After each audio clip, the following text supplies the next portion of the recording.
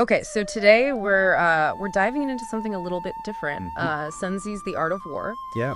And, this isn't just going to be like a military tactics breakdown. Right.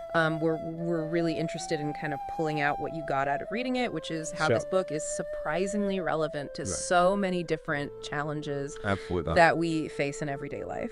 It's amazing how much wisdom is packed in there. Yeah, and like not even in just like a business sense, which people always talk about, but like genuinely for any difficult situation you might find yourself in. It's about outmaneuvering your opponents. Yeah. But your opponents could be your own internal struggles. It could be other people. Yeah, it's very... And I think what really struck me initially, and I know you picked up on this as well, was this idea of, the very first big quote from the book: "The supreme art of war is to subdue the enemy without fighting." Yeah. That's a powerful one, isn't it? That just changes everything, right? It really does, because it immediately shifts your mindset away from brute force and towards strategy and understanding. Well, exactly. It's about being smarter, not... Exactly. It's about outsmarting your opponent, not necessarily overpowering them. Yeah. And when you think about it in those terms, it's like, okay, so how does that actually play out, in a real world? Yeah, let's take a real world example. Yeah. Like a tough negotiation, let's say. Okay. Now, you could go in guns blazing, right? You could try to just overpower the other side. But Sun Tzu would say, no. Right. The real key is to understand what the other side really needs. Okay. What are their motivations? What are their goals? Yeah. And then you can start to look for ways to achieve a resolution that works for both of you. Right. Without that kind of big conflict. Without that huge fight. Yeah, and that kind of leads into this... It does. This bigger theme of strategic thinking that runs through the whole book. It's all about thinking ahead. Right. Anticipating your opponent's moves. Yeah, and not just like what's right in front of you, but like 3 or 4 steps down the line. Like you were saying, seeing the whole board. Yeah. A few moves in advance. And being patient. Like patience is key. Not rushing into things. That's right. And also, using deception. Oh, absolutely. Necessary. Like it's... Sometimes you have to be a little bit sneaky. Yeah. It's not always about being like totally upfront and... Transparency is good. Forthright all the time. But sometimes a little bit of strategy can go a long way. It's interesting because, you talk about deception and you think about like...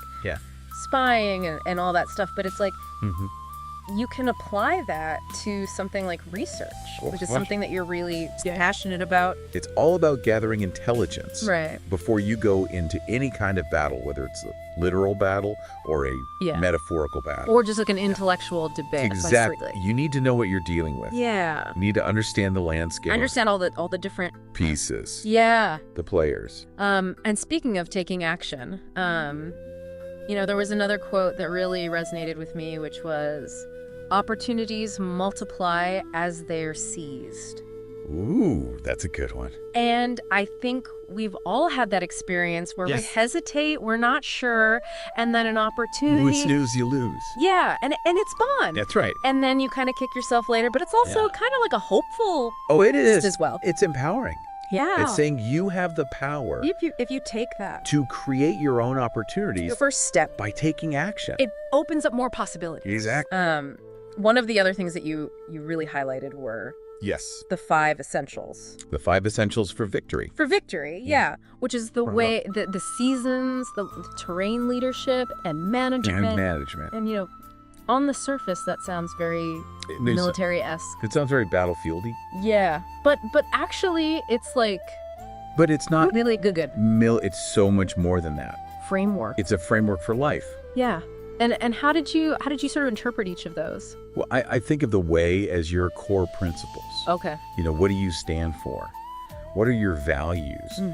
The seasons, I think of as timing and context. Okay.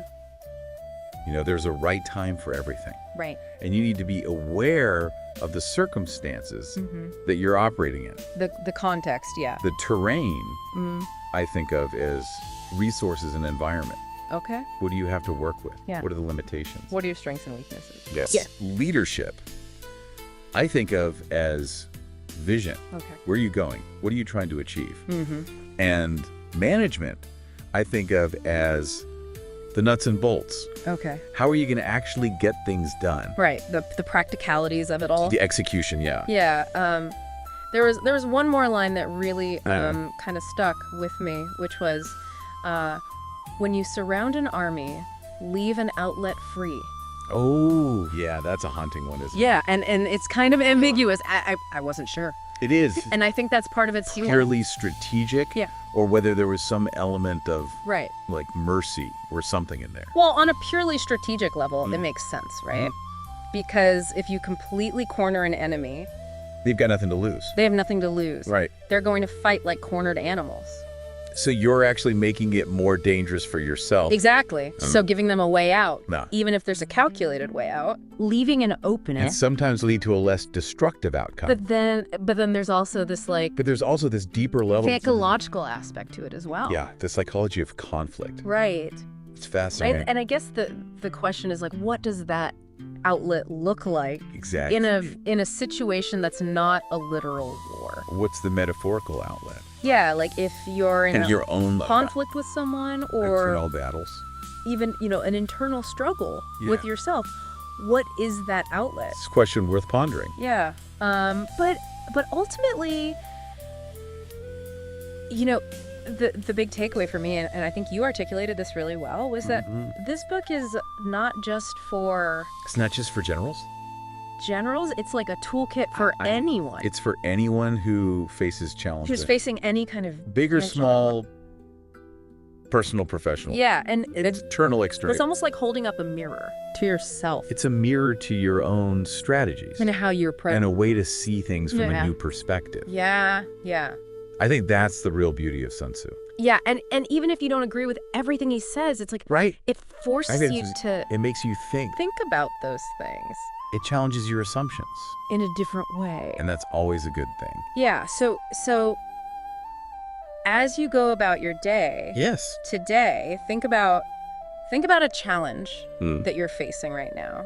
And it could be anything. It could be a work project. It could be It could be a relationship issue. a personal goal. It could be It could be a creative block. something that you're struggling with internally. And how would you approach that challenge? How would you approach that battle if you were to look at it? If you were looking at it through the lens the lens of Sun Tzu. of Sun Tzu's wisdom. Yeah, and that doesn't mean you have to go to war with anyone. It's about It's about strategy. strategy. It's about thinking ahead. thinking ahead. It's about outmaneuvering Understanding your opponent. or your opponent, or your challenge. which might even be yourself. Better than they understand themselves. Exactly. So yeah, thanks for joining us on this deep dive into the art of war. Absolutely. It's been a fascinating conversation. Always a good time to talk about Sun Tzu. Awesome. All right. We'll see you next time. See you next time. Bye.